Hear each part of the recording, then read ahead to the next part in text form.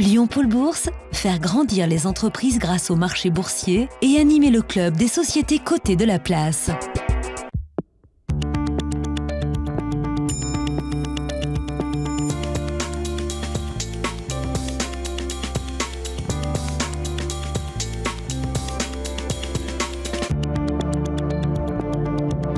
Bonjour et bienvenue pour ce Bourse Valeurs spécial à l'occasion d'une réunion organisée par Lyon Pôle Bourse avec ses partenaires Saxo Bank et zonebourse.com. Nous accueillons Christopher Demick. Bonjour. Bonjour. Responsable de la recherche macroéconomique chez Saxo Bank. Alors cette réunion aujourd'hui, elle a pour but de voir comment tirer parti de la croissance chinoise. Qu'est-ce qu'on peut en dire justement de cette croissance chinoise? Je sais qu'à un moment donné, on a dit qu'elle se ralentissait un petit peu. On est effectivement sur une phase très nette de ralentissement, mais ce qu'il faut comprendre, c'est qu'elle fait suite à un processus de désendettement, notamment sur la période 2015 jusqu'à 2018, et aussi bien sûr l'impact de la guerre commerciale. Aujourd'hui, ce qu'on constate, et c'est très net depuis mai 2018, on a une relance qui est très nette du crédit en Chine, parce que l'économie chinoise fait face à un ralentissement, donc la Chine essaye de se relancer. Le point qui est positif, c'est si la Chine se relance, c'est plutôt positif pour l'ensemble de l'économie mondiale, pour les marchés émergents, mais aussi pour l'Europe ou encore pour les États-Unis. Donc on est sur une phase légère de risque, où bien évidemment la croissance va être encore molle sur les prochains mois, mais la relance chinoise, notamment si elle est amplifiée par les mesures politiques monétaires du côté européen et américain, éventuellement pourrait avoir un impact plutôt positif sur la croissance économique mondiale, donc rien de très inquiétant dans l'immédiat, je voudrais dire. Voilà, rien qui perturbe la croissance de l'économie dans nos pays en Europe. On voit bien sûr, il y a un effet très net Allemagne sur beaucoup d'économies, notamment sur un impact très net de la Chine, on voit très bien sur l'économie allemande par exemple. Force est de constater néanmoins qu'on n'est pas non plus sur des niveaux qui sont très inquiétant. On est sur une phase de ralentissement, mais avec des niveaux de croissance qui restent tout à fait honorables, des opportunités, surtout une économie chinoise qui est encore contrôlée par l'État, donc avec des leviers pour soutenir l'économie chinoise qui sont extrêmement importants. Et l'évolution sur le cours des matières premières, est-ce que ça peut jouer là Alors oui, ça a joué, on l'a même vu sur le processus de désendettement, ça a eu un impact bien évidemment sur le cours des matières premières. Aujourd'hui, on est sur une phase de relance du crédit, donc éventuellement aussi de relance de la construction, on va soutenir le marché de l'immobilier qui est essentiel pour l'économie chinoise, donc automatiquement ça veut dire certainement ça apportera un soutien assez important au marché des matières premières, un point qui va être très important dans les prochains mois à surveiller. Et puis quid de la partie de ping-pong avec les États-Unis, la guerre entre Donald Trump et Xi Jinping?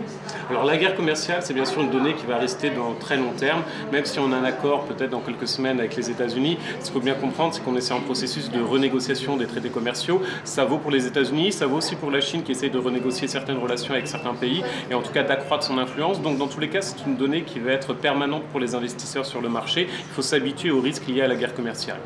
Très bien, merci beaucoup Christopher Demick. Avec nous également Franck Morel, bonjour, fondateur et dirigeant de zonebourse.com, né ici dans la région, à Lyon et à Annecy. Tout à fait, né à Lyon et basé aujourd'hui à Annecy en Haute-Savoie, au bord du lac. Voilà, alors une analyse peut-être de quelques valeurs régionales implantées en Chine ou de valeurs chinoises qui ont des velléités peut-être de se développer aussi ici dans cette région. Oui, donc on a sélectionné deux sociétés cotées à Hong Kong dans lesquelles investir. Alors la première c'est Antasport, qui est la société qui a racheté Hammer Sport, qui est elle-même propriétaire de Salomon, de Mavic, de Wilson, de Arc'teryx, donc des marques locales. Et donc Antasport, côté à Hong Kong, a racheté Hammer Sport, une société finlandaise. Et donc c'est une très belle société de croissance qui permet d'investir dans l'outdoor et le développement du sportwear sur place. Donc ils font 100% de leur chiffre d'affaires en Chine avant l'acquisition d'Hammer Sport. Donc la stratégie de la société, c'est de distribuer toutes les marques de Hammer Sport en Chine. Ils distribuent déjà la marque Fila, la marque NBA en Chine. Donc c'est une société de croissance super rentable avec énormément de marge et une très belle visibilité. Qui cote combien à peu près pour le moment ça vaut, alors ça cote en yuan et enfin ça fait son chiffre d'affaires, la société fait son chiffre d'affaires en yuan et cote en HKD. Elle vaut 47 HKD à la clôture hier. Et donc on vise les 70 dollars hongkongais HKD. Et on a sélectionné une deuxième société un peu dans le même secteur. C'est des secteurs qui, malgré le ralentissement qu'on a pu voir en Chine ces derniers mois, voire trimestres, ça reste des sociétés qui sont en très forte croissance.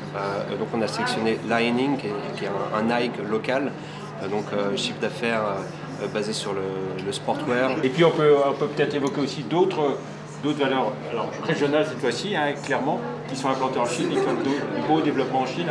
Je pense notamment au groupe Zeb avec le rachat de supports, hein, qui aujourd'hui est devenu son premier marché, mais aussi Biomérieux ou des équipementiers comme Plastic Omnium. Oui, tout à fait. Bon, alors la Chine reste un réservoir de croissance énorme. On reparle de ralentissement, mais tout est relatif. On a sur place une croissance qui n'a strictement rien à voir avec celle que l'on peut retrouver ailleurs. On a essentiellement des marchés matures. Alors vous-même, donc vous avez évoqué ces deux valeurs. Est-ce qu'il y en a d'autres où vous conseillez d'être à l'achat, j'ai envie de dire, sur ces valeurs asiatiques? Ça, c'est nos deux convictions fortes sur lesquelles nous sommes nous-mêmes investis par le biais de nos portefeuilles, donc on commercialise l'accès.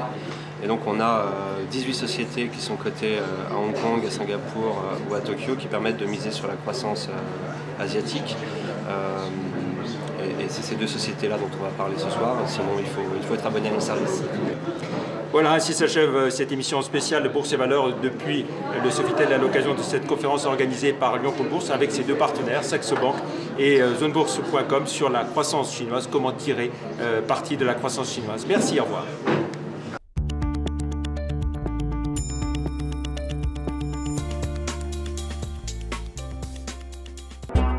Lyon Pôle Bourse, faire grandir les entreprises grâce au marché boursier et animer le club des sociétés cotées de la place.